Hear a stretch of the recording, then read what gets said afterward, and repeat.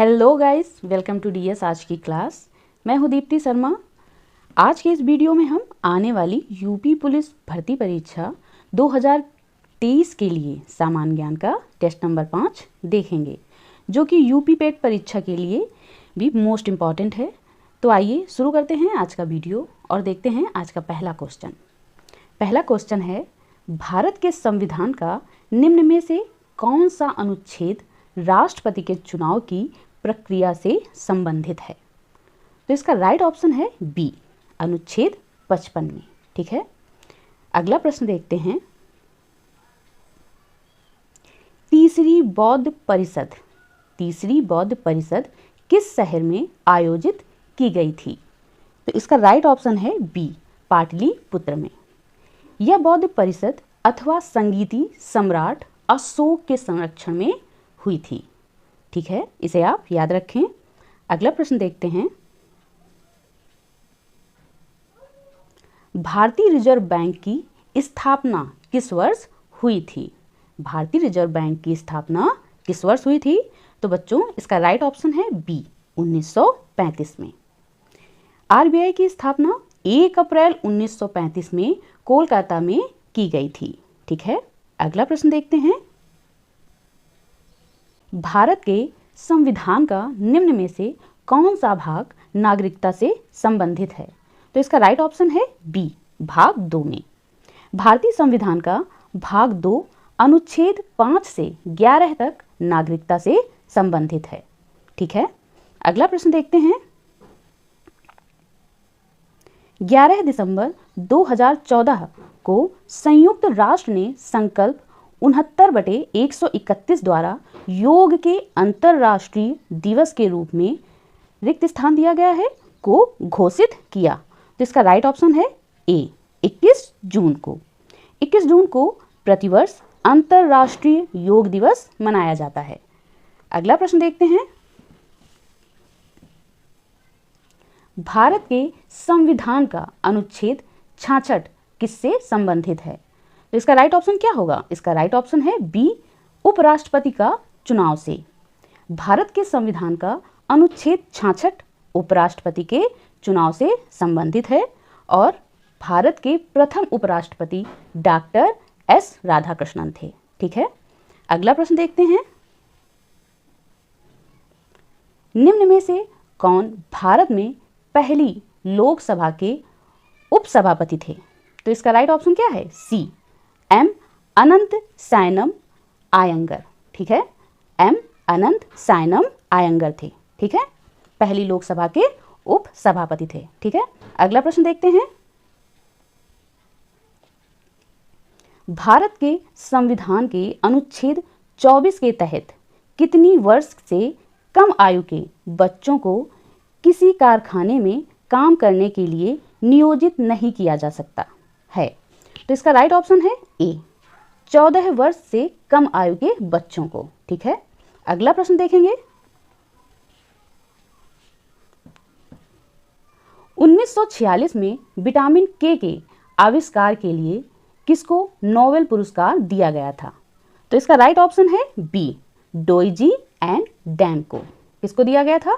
डोइजी and Dan को। ठीक है, विटामिन के रक्त का थक्का बनने में सहायक विटामिन है। ठीक है, अगला प्रश्न देखते हैं। किस संशोधन ने संसद और राज्य विधानमंडलों पर माल और सेवा कर को नियंत्रित करने वाले कानून बनाने के लिए एक साथ शक्ति प्रदान की? तो इसका राइट ऑप्शन क्या है? बताइए बच्चों। इसका राइट ऑप्शन है डी, 122वां संशोधन विधेयक 2014 है। ठीक है, अगला प्रश्न देखते हैं। निम्न में से कौन सी नदी यमुना नदी की सहायक नदी नहीं है?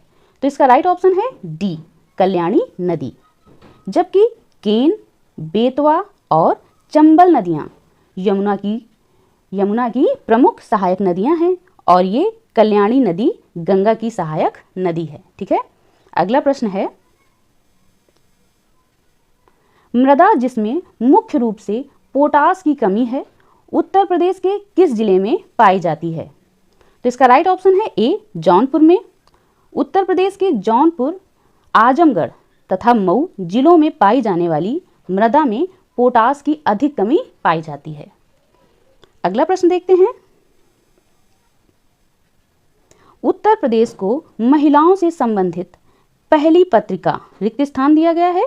1874 में प्रकाशित करने का भी श्रेय जाता है, जिसके संपादक भारतेंदु हरिश्चंद्र थे।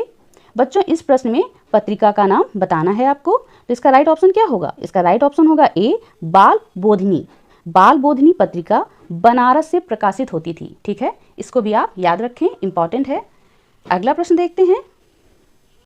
चंदेल शासन के दौरान उत्तर प्रदेश का निम्न में से कौन सा क्षेत्र जेजाग भुक्ति या जयहोटी के नाम से जाना जाता था? तो इसका राइट ऑप्शन है बी बुंदेलखंड क्षेत्र। ठीक है, अगला प्रश्न देखते हैं। अशोक स्तंभ में उत्कीर्ण किए हुए शेर का मुख, जिसे भारत सरकार द्वारा राष्ट्रीय प्रतीक के रूप में अपनाया गया है, के संग्रहालय में सुरक्षित है। तो इसका राइट ऑप्शन क्या है? इसका राइट ऑप्शन है बी सारनाथ में। यह सारनाथ के संग्रहालय में सुरक्षित है। ठीक है, अगला प्रश्न है। उत्तर प्रदेश का निम्न में से कौन सा जिला बुंदेलखंड क्षेत्र का हिस्सा है?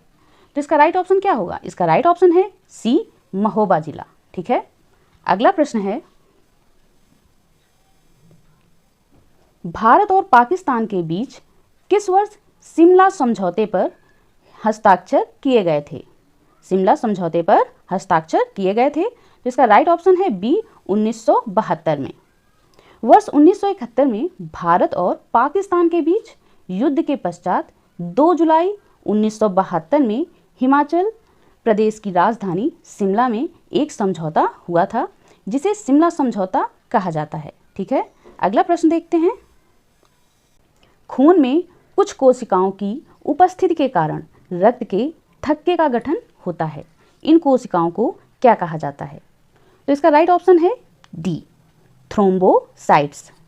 थ्रोम्बोसाइट्स या प्लेटलेट्स केवल स्तनधारियों के शरीर में पाई जाने वाली कोशिकाएं हैं। इनका प्रमुख कार्य रक्त के थक्का जमने में सहायता करना है। ठीक है, अगला क्वेश्चन देखते हैं। जीवित प्राणियों में निषेचन के दौरान नर और मादा गैमेट का संलयन एक कोशिका बनाने के लिए होता है, जिसे कहा जाता है। तो इसका राइट ऑप्शन है ए युग्मनज। युग्मनज कहा जाता है। ठीक है, अगला प्रश्न देखते हैं। आराम करने वाले व्यक्ति की नाड़ी की दर आमतौर पर प्रति मिनट कितने धड़कन के बीच होती है? तो इसका राइट ऑप्शन है बी 60 और 75 के बीच होती है। ठीक है, अगला प्रश्न देखते हैं। म्यांमार की मुद्रा निम्न में से कौन सी है? तो इसका राइट ऑप्शन है ए क्यात है और म्यांमार का प्राचीन नाम बर्मा था। ठीक है, अगला प्रश्न देखते हैं।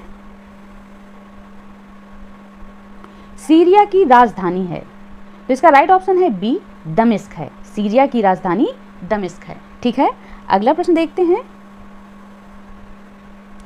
एक वयस्क इंसान सामान्य रूप से 24 घंटे में लगभग 1 से कितने लीटर मूत्र विसर्जित करता है? तो इसका राइट ऑप्शन है डी 1.8 लीटर। ठीक है, अगला प्रश्न देखेंगे। एक बार ढाले जाने के बाद गर्म करके नर्म नहीं किए जा सकने वाले प्लास्टिक को क्या कहते हैं? तो इसका राइट ऑप्शन है डी थर्मोसेटिंग प्लास्टिक। ठीक है, बेकेलाइट एक प्रमुख थर्मोसेटिंग प्लास्टिक है। ठीक है बच्चों, नेक्स्ट क्वेश्चन देखते हैं। निम्न में से कौन सी नदी बंगाल की खाड़ी में नहीं गिरती है? तो इसका राइट ऑप्शन है ए नर्मदा नदी। ठीक है, यह नदी पश्चिम की ओर बहती हुई अरब सागर में गिरती है।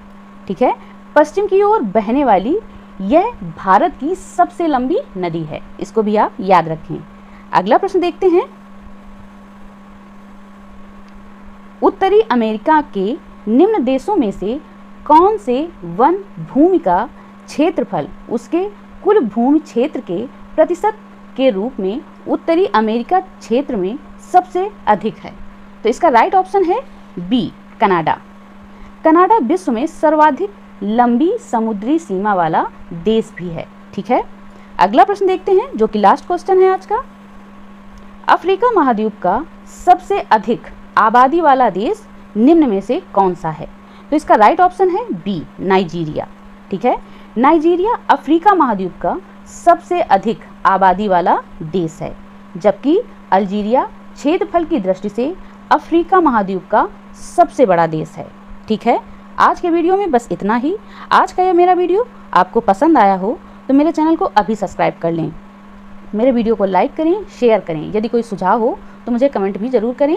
मिलते हैं एक नए वीडियो के साथ, तब तक के लिए धन्यवाद।